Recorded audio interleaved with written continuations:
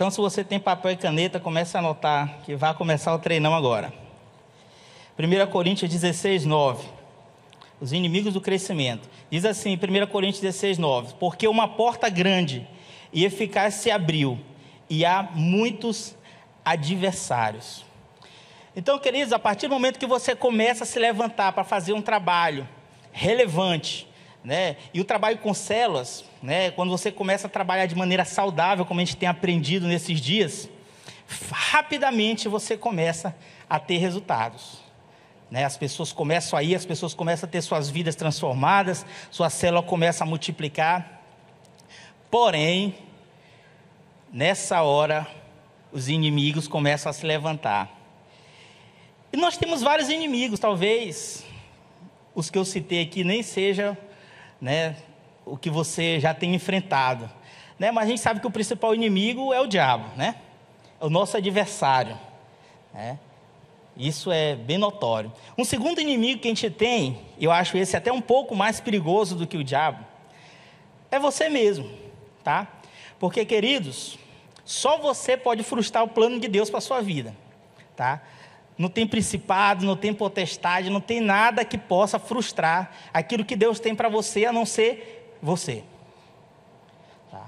Então, se você estiver disposto a cumprir o propósito de Deus, ele vai acontecer.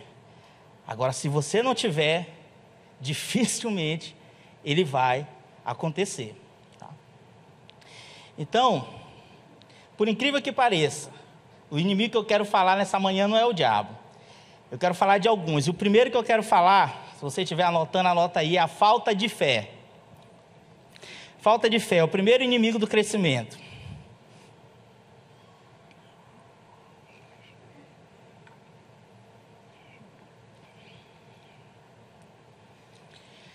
Por que a falta de fé?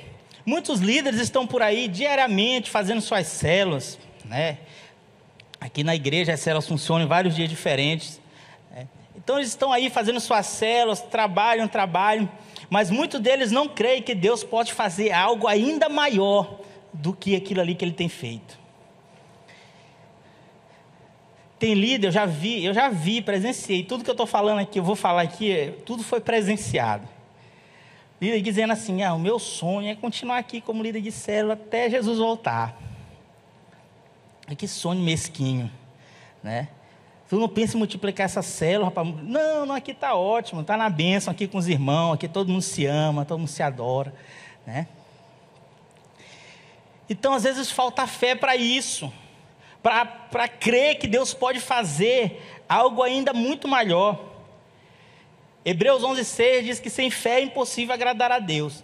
Só que muitas vezes, a falta de fé que a gente tem, não é a falta de fé de crer em Deus. A gente até crê em Deus, né? Se eu perguntasse aqui, quem crê em Deus aqui nessa manhã? Eu ia dizer, pergunta besta, né? Todo mundo ia levantar a mão e dizer que crê. Mas sabe qual é a nossa grande dificuldade? É acreditar que Deus acredita na gente também. A gente tem dificuldade de acreditar que Deus também acredita na gente. Diga para o seu vizinho aí, rapaz, Deus acredita em você. Ele conta com você. Ele conta com você. Então, às vezes, esse tipo de fé falta para nós, de crer que Deus acredita na gente. Aí sabe o que acontece? Quando falta essa fé, a gente começa a olhar para as circunstâncias. A gente começa a olhar para a célula que não está dando mais visitantes, né?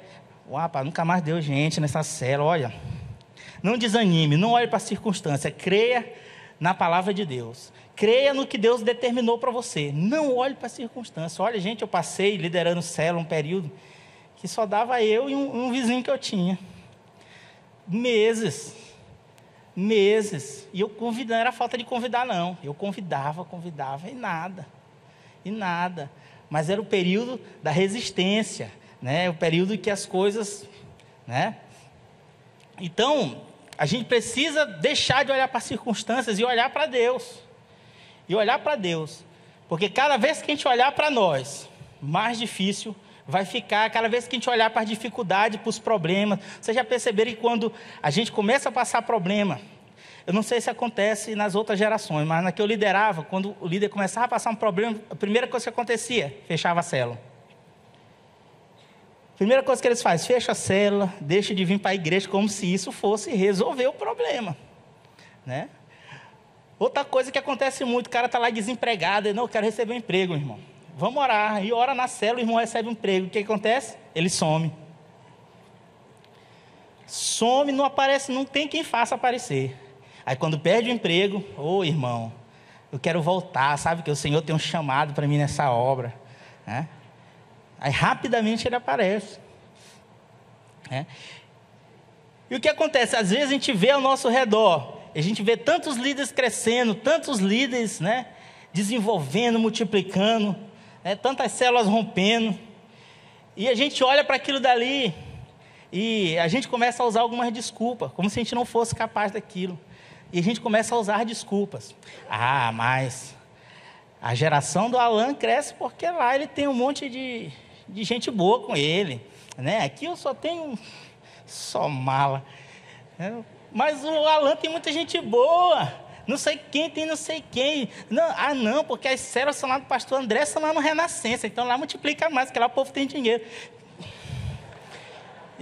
Gente, eu estou falando tudo isso porque eu já ouvi isso, tá? Já ouvi isso. Minhas células são todas em áreas carentes. Todas.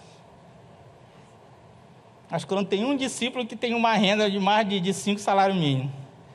E todos estão aí, crentes, na boa. Rompendo, crescendo, desenvolvendo. Não, é porque lá do lado dele só tem gente que tem. Então o pessoal consegue fazer um lanche melhor, não sei o que melhor. Conversa. Historinha. Não use isso como pretexto para você não crescer. Deus está com você assim como está com eles. E com qualquer um.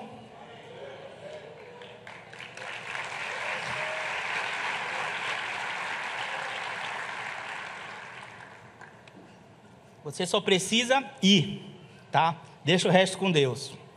Deixa o resto com Deus. Vá.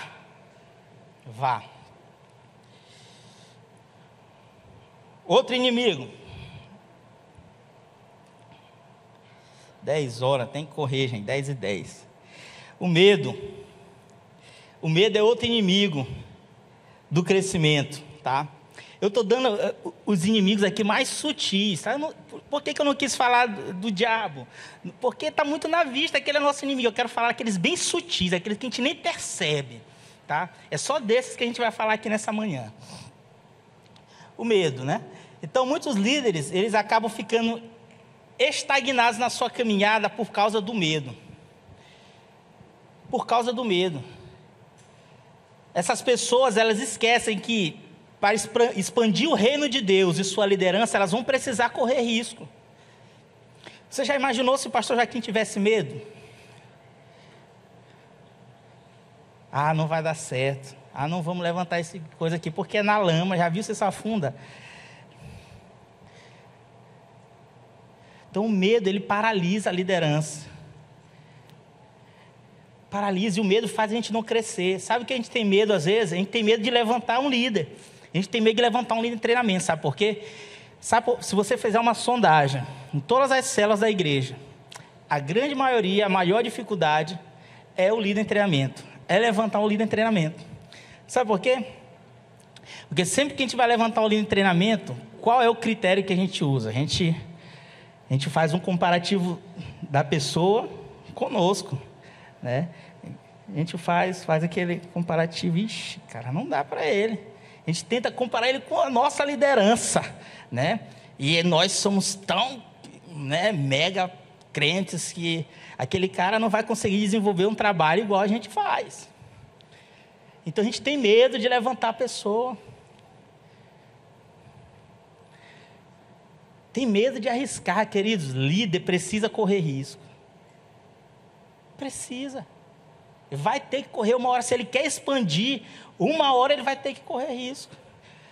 Irmão, se errar, irmão, uma hora vai ter que errar. Já acertei muito. Eu chego assim na célula, às vezes o cara não é nem crente, aí eu chego aí, eu ando por aí que nem olheiro, viu olheiro de futebol?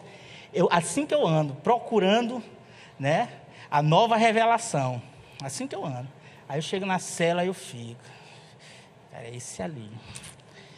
é esse. E aí começo. Cara, tu é uma bênção. Começa a investir. Irmão, tu já errou? Já errei. Pensei que o cara ia ser o Neymar e o cara não foi nem um Célio Codó. Cara, mas já descobri muito Cristiano Ronaldo e muito Messi por aí. Já descobri muita gente boa. Mas é um risco. E a gente precisa correr esse risco. A liderança não pode ter medo. Líder não pode ter medo. Né?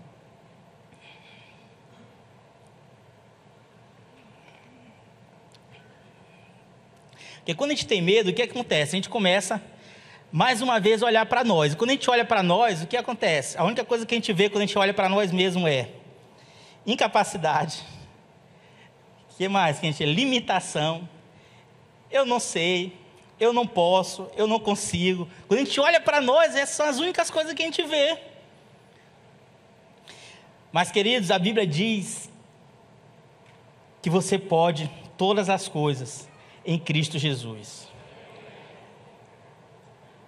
Detalhe, você pode todas as coisas em Cristo Jesus. Não é você que pode, você não pode nada, tá?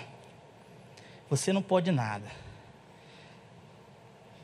Tem muita gente por aí, eu posso, eu vou, eu consigo.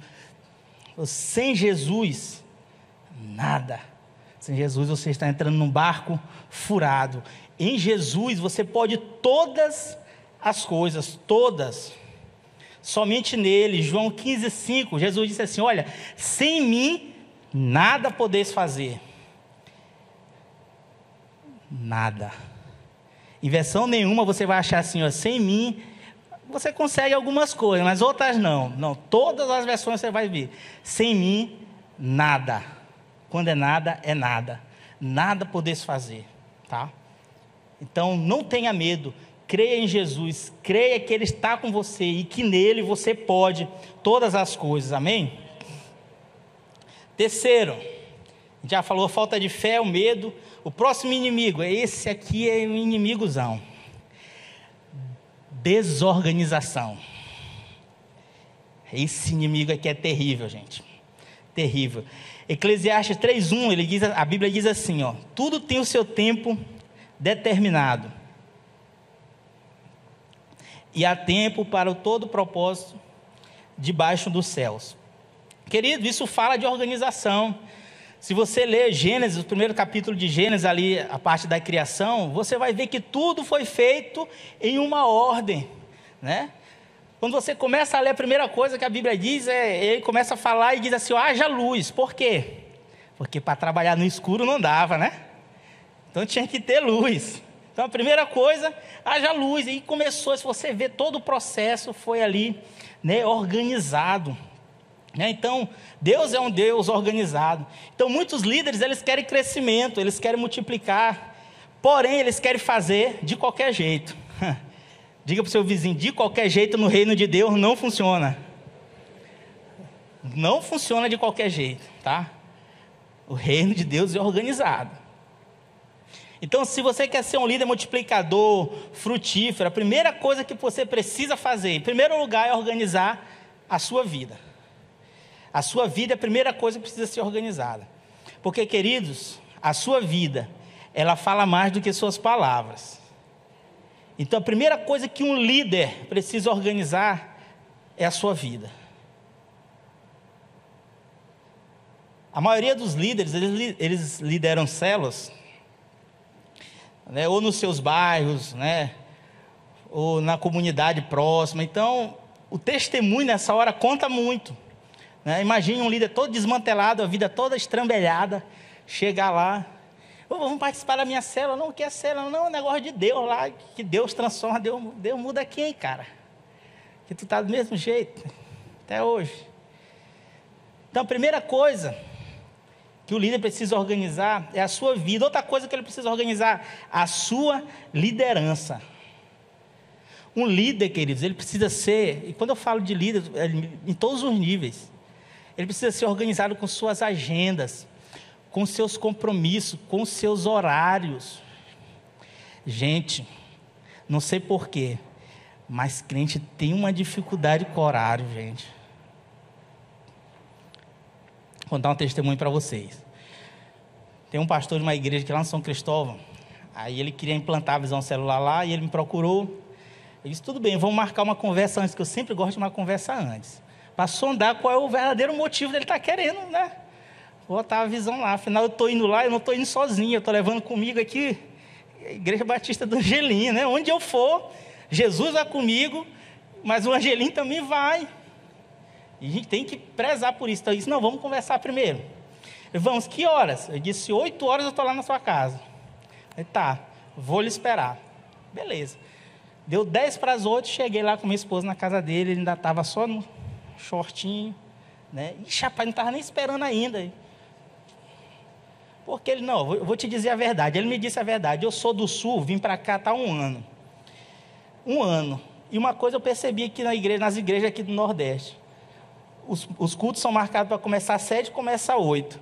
Aqui mesmo na igreja, ele abriu uma igreja, né? Não consigo fazer o culto começar às 7, né? Então marquei contigo 8, eu pensei que ia chegar às 9. Então, queridos, a gente precisa acabar com isso. Sabe como eu acabei com isso na minha liderança? Marcar a reunião é 8 horas. Quando dava 8 horas, eu começava com quem tivesse. Com quem tivesse, só um eu começava. 8 horas. Aí os atrasados iam chegando depois. Aí eles viram que eles começaram a chegar todo tempo atrasado, eles começaram a se policiar com o horário. Eu sei que tem os imprevistos, gente. Às vezes, né, acontece, a gente não conseguir chegar no horário. Por exemplo, ontem, né, o culto estava marcado para 9, começou 10. Por quê? Porque os irmãos já vêm ainda com a cara tudo de sono, 9h30 chegando aqui, né? Organizado, o líder precisa se organizar, o líder precisa ter palavra. Se ele marca um compromisso, ele tem que fazer isso aqui, para ele não desmarcar, porque senão ele cai em descrédito. Então, se você marca uma reunião, marca alguma coisa, gente, faça, aconteça o que acontecer, faça. Irmão, e se eu morrer? Aí se morrer não tem jeito. Aí morreu, aí tem como fazer, né? Então, o líder de célula precisa organizar a sua célula. Não faça a célula de qualquer jeito. Não deixe para pensar no processo da célula só no dia da célula. A gente, às vezes, o que acontece? A gente vê muitas pessoas só pega a lição da célula ali no dia da célula. Aí não sabe nem o que vai fazer. Aí faz de qualquer jeito, né? E de qualquer jeito, gente, como eu já falei, não funciona. Trabalhe com antecedência. Se prepare. Né? Irmão, mas quem faz a obra é o Espírito Santo, mas ele faz muito mais com quem está preparado. Quem ganhou mais almas para Jesus, assim, nesses episódios da Bíblia que a gente vê, foi Pedro ou foi Paulo? Paulo, né? Por quê? Porque ele era mais preparado. Ele tinha mais bagagem. Por isso ele ganhou mais. Então, dá uma forcinha. Dá uma forcinha para o Espírito Santo. Você quer conquistar mais? Se prepare. Se prepare. Planeje a sua reunião, passo a passo. Você que é líder. Olha, essa quinta-feira a gente vai fazer assim, assim, assim, assim. Planeje com antecedência o que eu vou fazer.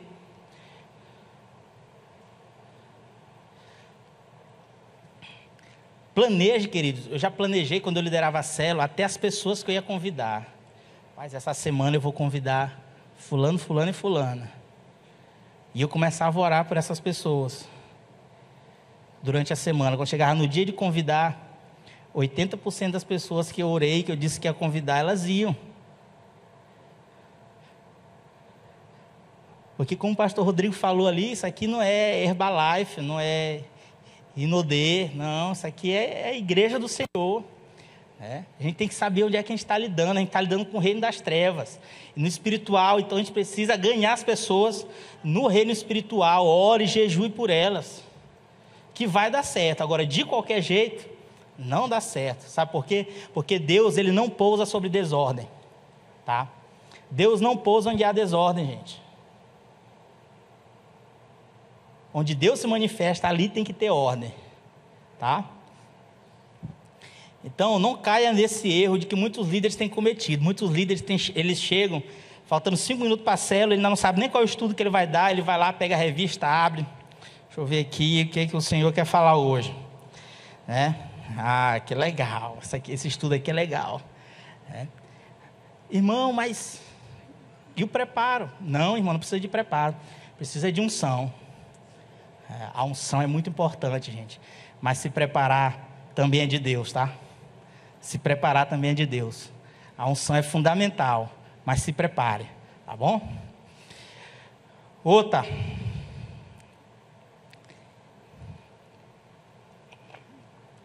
Foram 3, né? Estou terminando. Falta de unidade. A falta de unidade, ela compromete, gente, todo o crescimento dentro do corpo. A igreja do Senhor, ela precisa ser unida, principalmente com aqueles que possuem alguma liderança, tá? Precisa haver uma unidade. Precisa estar todos focados no mesmo objetivo. O que acontece muitas vezes dentro da igreja é que há muito suor, há muito trabalho, porém pouca unidade.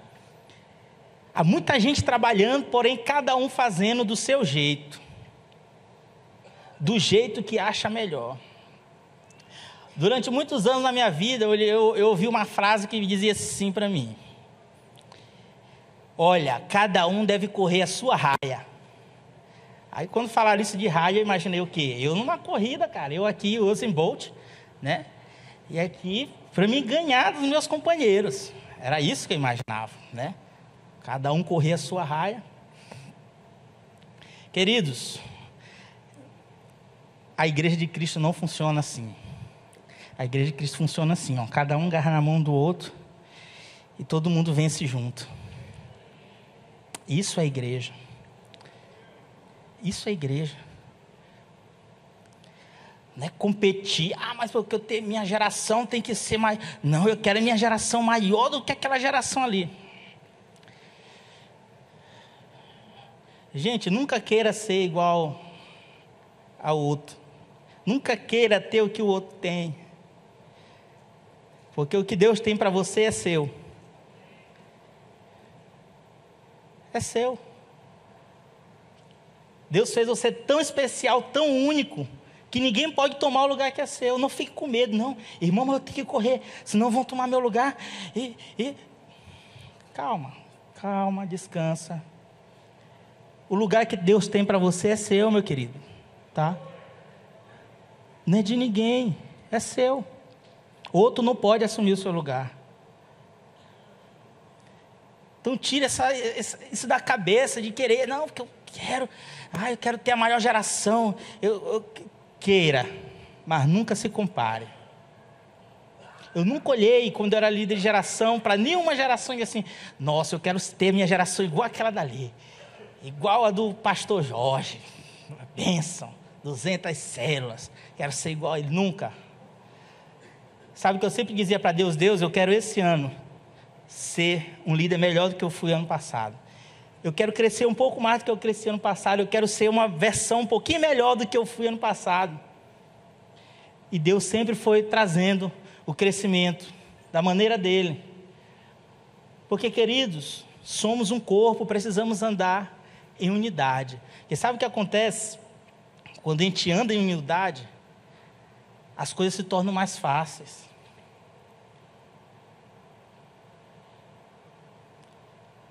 Às vezes a culpa não é dos pastores, né? Mas às vezes os irmãos que estão lá, eles estão nessa competição interna. Gente, já me proibiram de encontro, já sabia? Não, em encontro de outra rede, fazer o quê, irmão? Eu disse, gente, é da minha igreja, eu quero ir lá olhar. De repente os caras estão fazendo algo que eu quero fazer, eu quero aprender. Não pode por quê, gente? Meu Deus. Às vezes, se eu quiser visitar a célula de um de vocês, eu não posso. Meu Deus do céu, isso está fora. Nós precisamos andar como um corpo. Você já viu no corpo humano, nariz querendo competir com o dedo do pé?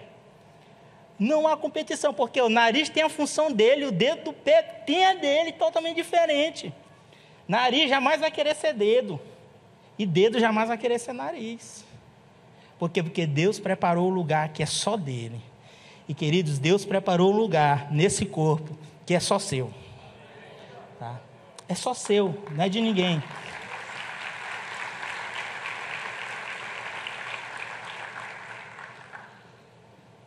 Então, largue de ficar se comparando. Esqueça a comparação. Duas coisas acontecem quando você se compara. Ou você se compara com alguém que está muito grande e você diz assim, eu nunca vou ser igual a essa pessoa. Ou você se compara com o que é muito menor e você se acha. Está vendo? Não falei que eu era o melhor líder dessa igreja? Eu falei para esse pastor que eu era o melhor líder aqui. Não se compare, gente. A pior coisa que você faz é se comparar. Então esqueça. Se você está aqui com essa mentalidade de competição, eu quero dar só um recado para você. Saia dessa corrida. Porque aqui não é uma competição. Aqui se anda em unidade. Tá? Aqui se anda em unidade.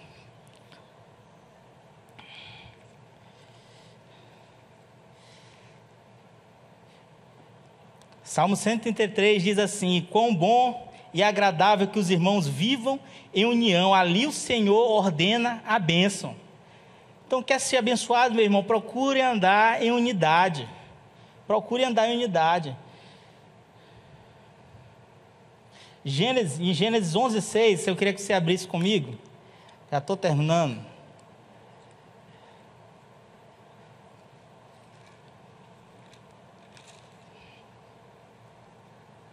Gênesis 11:6.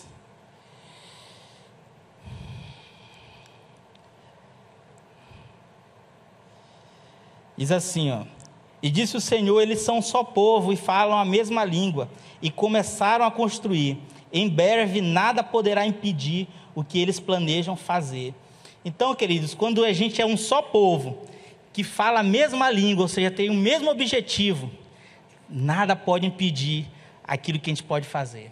Então, se a gente fala a mesma língua, ser um só povo, 30 mil, já já a gente consegue. Já já essa cidade vai ser impactada com o Evangelho. Logo, logo. Logo, logo. Isso é a palavra de Deus que está falando. O pastor Joaquim passou a semana inteira falando do texto de Isaías 41:6, que diz: um ao outro ajudou. Vocês já decoraram? Ainda não decoraram, gente? Um ao outro, vamos lá. Um ao outro ajudou, e ao seu companheiro disse: esforça-te. Vamos lá de novo. Um ao outro ajudou, e ao seu companheiro disse: esforça-te. Então, queridos, é essa a visão, de ajudar um ao outro. Isso vai fazer toda a diferença. O líder, a liderança precisa ter a unidade como um valor inegociável, tá? Inegociável. Não pode haver falta de união dentro do corpo de Cristo, tá? Então evite ser faccioso. Evite ser faccioso. Outro inimigo, último, para a gente ir embora. Falta de submissão. Querido, líder insubmisso não cresce. Tá? Não tenha nem dúvida disso. Eu nunca vi um rebelde ser promovido. Tá? Nunca vi. Irmão está falando de rebeldia, que ninguém é rebelde. Aí é que está o problema. Aí é que está o problema. O rebelde, ele nunca consegue detectar um ato de rebeldia, de insubmissão. Às vezes eles são tão sutis que a gente não consegue perceber. A gente acha que são tão insignificantes, né? Porém, queridos, a gente precisa lembrar de algo. A igreja não é um lugar apenas de comunhão, tá? A igreja também é um lugar de manifestação de autoridade, tá? Manifestação de autoridade de Deus. E essa autoridade que Deus manifesta, ela é manifestada através da liderança, dos pastores, dos líderes, né? E a Bíblia fala em Romanos 13 que toda autoridade, ela é autorizada por Deus, ou seja, delegada. Toda autoridade é delegada por Deus. Então, se é delegada, é porque ela não pertence à pessoa, ela pertence a quem está delegando, né? Ou seja, então toda autoridade ela pertence a Deus e Ele delega aos líderes. Então não seja insubmisso, porque compreender isso é essencial para que você cresça na sua liderança. Mas como eu falei, às vezes a gente tem dificuldade de identificar alguns atos de insubmissão. Mas eu vou citar alguns para vocês para a gente encerrar. Por exemplo, você sabia que não usar revistinha de célula é um ato de submissão? Rebeldia. Insubmissão. Ah, irmão, mas não, esse estudo aqui está tão... Irmão, o estudo está tão sem sal. Já paciência. Gente, tanta igreja por aí querendo uma revistinha dessa, vocês não sabem como essas igrejas aí ficam maravilhadas quando a gente chega lá com essas revistinhas. Nossa, igreja, vocês têm uma revista de célula. Que legal. E a gente tem de tudo quanto é modelo, de tudo quanto é cor, de tudo quanto é tema, de tudo quanto é jeito. Aquilo dali, as pessoas levaram horas para desenvolver aquilo dali, para corrigir, né, para fazer tudo certinho, e a gente não usa. A gente prefere o estudo do pastor fulano de tal, que está lá na internet, né? Ou então a gente não pega nem o estudo, né? Pega a Bíblia, vamos abrir a palavra do Senhor hoje. Qual é o estudo, irmão? Não, vamos ler aqui um salmo. Irmão, isso acontece, eu já vi, já presenciei isso. Tem gente já dizendo ali, fala a Deus, né? Também aí um ato de submissão. Quer ver outro que a gente não percebe? Ignorar a orientação. O pastor dá uma orientação que é para vir todo mundo para o treinão. Aí tem gente que prefere, sabe o quê? Assistir o jogo do Sampaio, cara. Sampaio vai subir para a Série B. Tinha que ir lá. No horário do treinão, o jogo do Sampaio. Irmão, o Sampaio vai subir hoje, provavelmente ano que vem cai. Que toda vez é assim, sobe e cai, sobe e cai. Então a gente tem que vir para um lugar onde a gente vai só subir, gente. Aqui a gente só vai subir, a gente não cai. Então, ignorar a orientação também é um ato de rebeldia, amém? De insubmissão. Rejeitar convocações para as reuniões, falar mal ou permitir que outras pessoas falem, tá? Não é só você falar, às vezes a pessoa fala para você e você fica ali, né? O pastor é assim mesmo. Não permita. Essas pequenas coisas podem se tornar ato de insubmissão. Isso vai bloquear o seu crescimento, tá? Porque Deus não permite que insubmisso cresça, tá? Então, queridos, que nesses dias, tudo que a gente está aprendendo, ainda vai aprender, que ainda tem mais hoje à tarde, que possam ser chaves preciosas para que a gente possa desenvolver um crescimento saudável e extraordinário e impactar essa cidade com o amor de Jesus. Amém? Que Deus abençoe vocês.